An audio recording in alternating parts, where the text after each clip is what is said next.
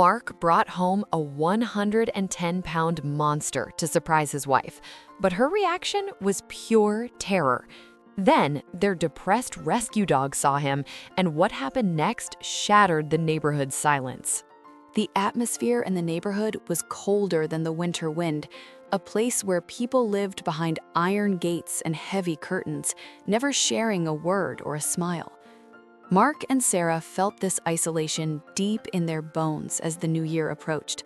The festive lights only seemed to highlight the emptiness of their silent home. Mark, unable to watch his wife's eyes grow dimmer each day, decided to execute a secret plan that would ignite a fire in their quiet life, though the path to joy was far more complicated than he imagined. On Christmas Eve, he snuck away to a distant shelter and adopted a muscular, velvet-coated female Staffy named Luna, hidden away in the garage until the final countdown began.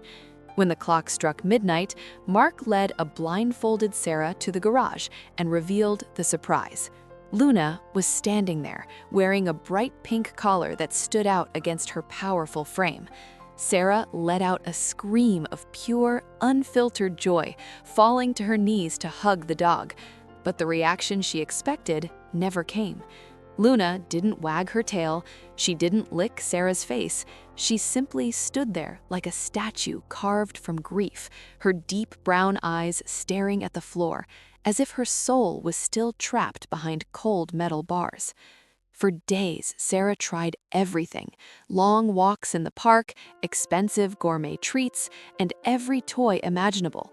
But Luna remained a ghost in her own body, robotic and lifeless. If you're watching this and haven't subscribed yet, I have to say I'm a little heartbroken. Stories like this need your support. Hit that subscribe button right now. You won't regret it. Now, back to what happened next. Mark, feeling the crushing weight of a failed miracle, went back to the shelter in secret, desperate for an answer to Luna's silence. The shelter workers sighed, a sad smile touching her lips, and explained that Luna had left behind more than just a cage. She had left her soulmate, a massive 110-pound American bully named Thor. They had been inseparable, sharing the same cramped space and protecting each other from the loneliness of the world. Mark looked at Thor, a powerhouse of muscle with a head the size of a boulder and a chest like a fortress, and he knew he couldn't leave him behind. He signed the adoption papers with shaking hands, terrified of Sarah's reaction to this intimidating beast, but he was driven by a primal need to fix Luna's broken heart. He loaded the 110-pound giant into his car and hid him in the garage, praying that this gamble wouldn't destroy his marriage. The tension in the house was a physical weight as Mark waited for the perfect moment to introduce the giant he had hidden in the garage. While Luna was curled up in a corner, lost in her usual lethargic trance, Mark quietly led the 110-pound Thor into the living room. When Sarah walked around the corner and saw the massive creature standing on her rug, the air was sucked out of her lungs. She froze in place, her face turning a ghostly shade of white as she stared at the American bully's intimidating frame. "My God, Mark, what have you done? Are you even sure this is a dog?" she screamed, her voice trembling with a mixture of terror and disbelief as she looked at Thor's scarred ears and massive, powerful jaws. She began to pace frantically, arguing that they hadn't even bonded with Luna yet, and that bringing a monster of this size into their home was a recipe for a bloody disaster. Mark stood there, the words of apology dying in his throat, ready to admit he had made a terrible, dangerous mistake as he watched Sarah's fear escalate into anger.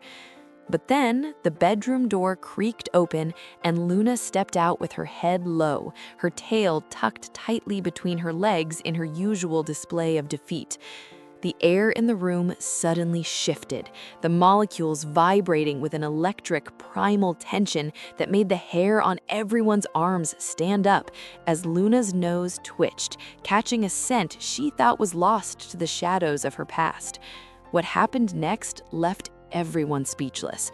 Luna's eyes didn't just open, they exploded with a fire that hadn't been seen in weeks, and she let out a high-pitched primal yelp that shattered the silence of the house like breaking glass.